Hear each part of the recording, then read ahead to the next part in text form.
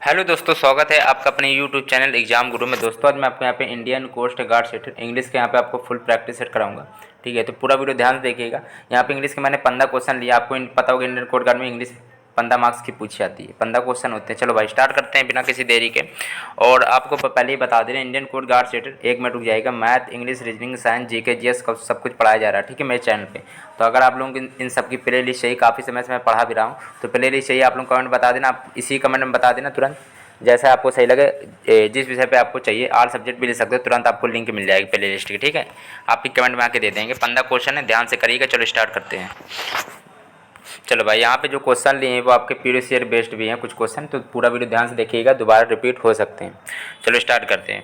पहला दिया spot the miss spelled से क्वेश्चन बनता है आपका। मिस स्पेल्ड चारों ऑप्शन में आपको देखनी है, तो एक स्पेलिंग आपकी गलत लिखी है। मॉन्स्ट्रस होता है, मॉन्स्ट्रस होता है, ठीक है। तो इसमें क्या है, थोड़ी स्पेलिंग यहाँ पे ई नहीं लगेगा, यहाँ पे ई नहीं लगेगा। आपको फिर से बता दे रहे, ये स्पेलिंग आपकी गलत लिखी है। MONSTROUS होती है। मॉन्स्ट्रस की स्पेलिंग, मॉन्स्ट्रस माने होता है राक्षसी, ठीक है, या विशाल काय कह सकते हो, राक्षसी कह सकते हो। फैसिलिएट माने क्या होता है, फैसिलिटेट, ठीक है। फैसिलिटेट माने क्या होता है, आसान करना, या किसी चीज़ को आसान कर रहे हैं या सुविधाजनक बना रहे हैं। इंटरप्रेट माने तो इंटरप्रेट होता है। और डिस्कॉर्ड्स माने क्या होता है, डिस्कॉर्ड्स माने होता है असभ्य टाइप का। अनसिविलाइज्ड माने भी असभ्य होता है, पढ़ लेना। अगला दिया साइनोनियम हैम्पर। हैम्पर माने क्या होता है, बाधा डालना या अटकाना या रोकना, बाधा डालना, अटकाना।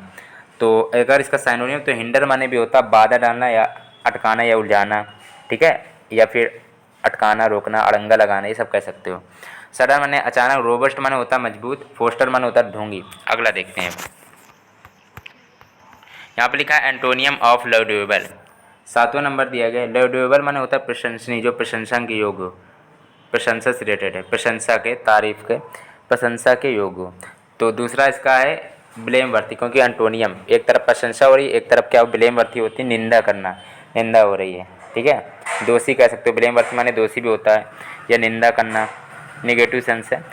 चलो, अप्रूवेबल माने स्वीकार करना, एक्सेप्टेबल माने भी स्वीकार करना होता है। डिजर्विंग माने क्या होता है, डिजर्विंग माने होता है आप किसी चीज़ के लिए डिजर्विंग मतलब योग्य हैं, लायक हैं, ठीक है, किसी चीज़ के योग्य हैं या फिर लायक हैं। अब देखते हैं, यहाँ पे वॉइस दिया है, चेंज द वॉइस दिया गया है। अब वॉइस आपके दो होते हैं, तो फिर एक्टिव वॉइस या फिर होते हैं पेसिव वॉइस। आपका एक्टिव वॉइस में दिया जाता है तो पेसिव वॉइस में बनाना है, या एक्टिव वॉइस में दिया गया I let him enter the room, ठीक है। अब यहाँ पे हिम आपको ही में कन्वर्ट करना पड़ेगा, एक ही ऑप्शन है। आपको सबसे इंपॉर्टेंट दूसरा तरीका ये बता दें, जो लेट होता है, लेट यहाँ पे आपका, अगर मान लो आप वर्ब की फर्स्ट फॉर्म लेट मान रहे हो, क्योंकि लेट आपका क्या होता है, वर्ब की फर्स्ट फॉर्म भी लेट होता है और सेकंड फॉर्म भी लेट होता है, थर्ड फॉर्म भी लेट होता है।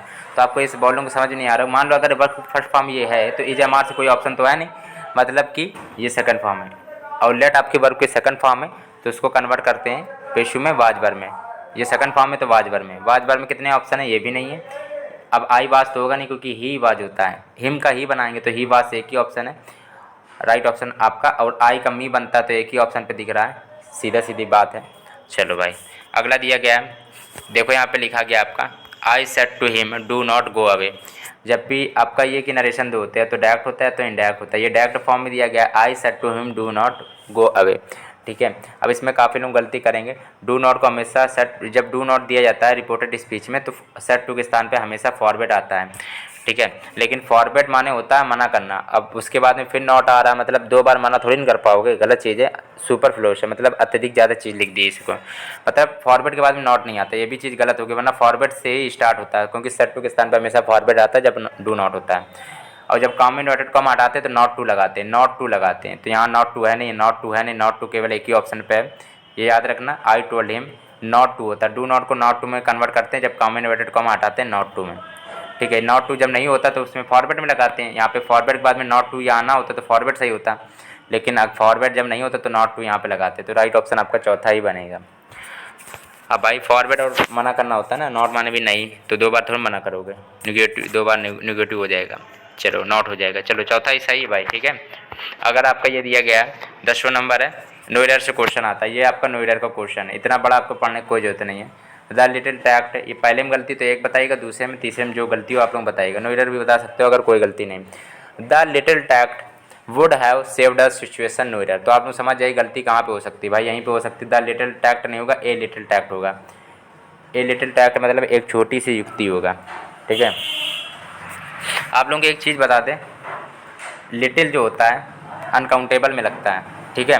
और लिटिल जब भी लगे तो लिटिल होता है 0% मान सकते हो, कि ना के बराबर हो, बिल्कुल 0% पे। और ए लिटिल जब लगता है वो आपका 20% होता है, 100 में 20%। और द लिटिल होता है 100%। अब जितना भी है पर्याप्त है, तो द लिटिल मतलब सही रहता है, उसमें 100% रहता है। द लिटिल तब लगाते हैं जब कोई बात 100% पे हो, ठीक है। यहाँ पे ए लिटिल होगा, ठीक है, यहाँ पे 100% की बात नहीं है, ए लिटिल होगा। अब आ फ्यू, फ्यू द फ्यू, ये सब सुना होगा, तो वही बात इसमें भी होती है। फ्यू में 0%, ए फ्यू में 20%, द फ्यू में आपका 100%। ये सब चीज़ें आप लोगों को आती होंगी, आपको प्रैक्टिस जब होते रहेंगे आपको कराते भी चलेंगे इन सब चीज़ों को, कोई दिक्कत वाली बात नहीं है, ठीक है। चलो पिलर आप स्टोरी दिया, स्टोरी का पिलर क्या हो जाएगा, स्टोरीज हो जाएगा, ठीक है। IES लगा देंगे, वाई हटा के स्टोरीज हो जाएगा। टाल का टालकेटू होता है, टालकेटू माने होता है बातूनी, गरुलस माने भी होता है बातूनी होता है, जो बहुत ज़्यादा बोले, वाचाल कह सकते हैं हिंदी में। Swing, past form swing, swing का पास्ट फॉर्म होती है संग, सॉन्ग, ठीक है। SWUNG होता है सेकंड फॉर्म, SWUNG याद कर लेना। अगला दिया गया give one word for the following expression. 14 number प्रश्न दिया गया, तो एक्वेरियम कह सकते हैं या एक्वेटिक कह सकते हैं, एक्वेटिक या एक्वेरियम एक ही चीज़ है, ठीक है। जो जीव जंतु जो होते हैं जो पानी पे रहते हैं एक्वेटिक कहते हैं, एक्वेरियम कहते हैं। ए मेयर्स नेस्ट, मेयर माने घोड़ी, नेस्ट माने घोंसला, घोड़ी का कह सकते हैं घोंसला, ये तो कभी होता नहीं भाई, गलत बात है भाई, ये सब तो कुछ होता नहीं है।